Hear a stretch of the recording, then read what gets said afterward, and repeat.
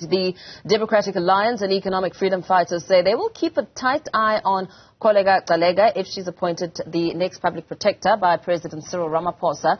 Dear MP Glynnis Breytenbach refused to retract her remarks against Kholeka Gcaleka's relationship with her former boss, Menzi Simelane. Gcaleka received 244 votes, with the ANC joined by the IFP and numerous smaller parties to achieve the 60% quorum. Now, joining me now to unpack this is political analyst Professor Sethulego Matebesi. But before we go there, let's take a listen to this bite. A serious question mark must exist over her personal judgment and her independence. She was peripherally involved in the Mbalula matter, which cannot be regarded as a success, since his conviction was on the basis of such as watered-down charges that the murder of Mr. Oupa Ramagebe remains unaccounted for to this day. Her very cozy relationship, and some say intimate relationship with her boss, the rather odious Menzi Simelane, led to speedy promotions and her very vocal and active support of his role in the capture of the NPA. One cannot leave her role. You don't have to like it. You don't have to like it. One cannot leave her role in the Aglioti acquittal out of consideration either. Point of order. Having played her part in the destruction of the NPA, Ms. Kholeka moved on. Point of order, Honourable Member. All right, to unpack this is political analyst Professor Sethulego Matebesi. Professor, a very good morning to you. Thank you so much for your time. The DA's Glynnis Breytenbach saying you don't have to like it as she made those remarks, initially saying that Kholeka Gcaleka may have slept her way to the top. I mean, what do you make of these remarks? Because a lot of people have come out reacting to what Breytenbach has had to say. Good morning, Mpho, and good morning to South Africans and even those who join us from abroad. I think what is being raised here are what affects most of us, and I mean also those who covers news in South Africa.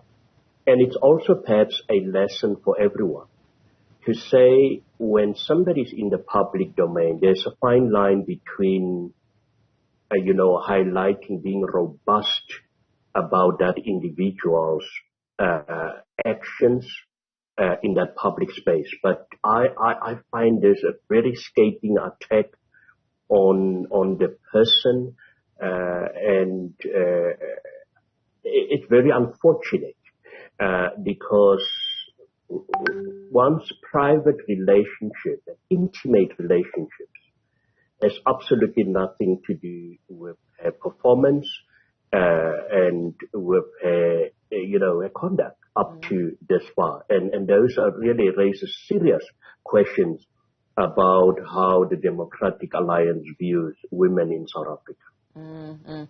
Yeah, because Glynnis Breytenbach did add on to say that Gcaleka is unfit for office and that her previous public positions and actions have raised red flags that should essentially not be ignored. What, in your view, do you believe could be some of the discomfort that comes with the EFF and the DA's sentiments? Yes, well, we have seen this. This is now part of the trajectory, historical trajectory of appointing public protectors. We've seen during the appointment of Busisiwe. There was also serious questions raised about her independence, her integrity. But when these issues are raised, and we know research has been done, on some people who have benefited. Now, I'm also working on a forthcoming book, what I call transactional activism, where people benefit unduly out of their relationship with those who've got power. But as I've indicated, in this instance, does she have the requisite, the necessary qualification to become a public protector? Yes. Does she have the experience? Yes. And why did the Democratic Alliance not take up these matters while they were happening, or in the past, to raise such crucial matters? Because if she has been appointed, as the Democratic Alliance alludes to, on the basis of her intimate relationships in government, senior position, then I strongly believe that the Democratic Alliance and anybody else should have raised this because it does have implications. South Africa, it is what it is because perhaps of the inaction of those who are supposed to take action, like political parties like the Democratic Alliance. Yeah. What do you imagine that such accusations would do to the office? I mean, looking at the importance of the Public Protector's office and the sort of role that she plays in steering the country forward with such information coming out, such accusations leveled against her, where does it leave the integrity of the office and the integrity of the person nominated to steer it forward? No, already. I mean, if she has not even yet set a foot one day in that office as formally appointed, we know she's in an acting capacity in that position, but already there's huge reputational damage. I often say, you know, once the cobwebs are out there, it's very difficult to go and try and gather everything.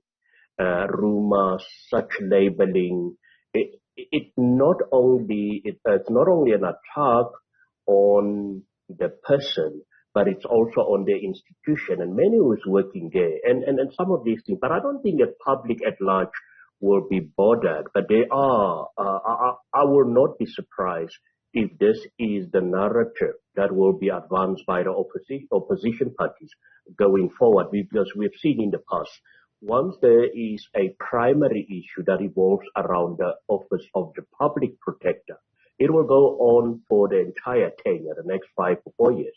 And I will not be surprised if this does not come a political hotbed going forward, where political parties will keep on. And in this instance, not only the office of the public protector, but also indirectly blaming the African National Congress for supporting her. We heard the EFF's Mzwanele Manyi predicting a tough time ahead for Gcaleka as the EFF weighed in on this outcome. What do you imagine to be some of the challenges that she'll encounter? Well, the first challenge has already begun. Yeah. I mean, and it's a challenge of Phala. And I often say, once there is a charge that have been laid against anybody, investigations have been made, and it's in a court of law or in a public office, our Chapter 9 institution, it is up to them to make a determination based on the information in front of them. And she made that decision. And we need to allow them, whether we agree or disagree with that. But for me, it seems as if that is going to be a hot potato where she will be forever blamed around about exonerating the current sitting president. From what I would say, it seems as if the opposition had a predetermined outcome about this Phala investigations, and we can't accept once a decision has been made. If they are not satisfied, there are other means of recourse to this matter. And I'm not a legal guru to spell that out, but there are, and it's up to these political parties. But yes, it is going to be slippery slopes for her, but I also think she comes with the pedigree, the necessary experience to be able to navigate around these challenges. And very lastly, before we let you go, Professor, former Public Protector Busisiwe Mkhwebane's dive into politics, what do you make of it? Do you think it's a good move? Yeah, very interesting. But for me, it's almost like, you know, if you've got a former judge,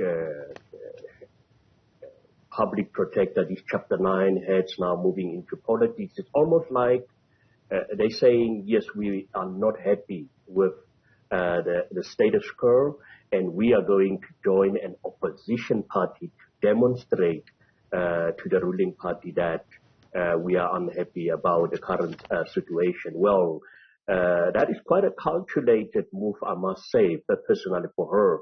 But it will be very interesting to see what contributions she will make. But I don't think that South Africans will now suddenly en masse join the EFF on the basis of the situation Mkhwebane advocate, the advocate having joined the EFF. Yeah, very well. Thank you So much for your time. Let's perhaps leave it there for now. Political analyst Professor Sethulego Matebesi weighing in there on the approval of Public Protector Kholeka Gcaleka as MPs approve her. Of course, the DA and the EFF expressing their concerns.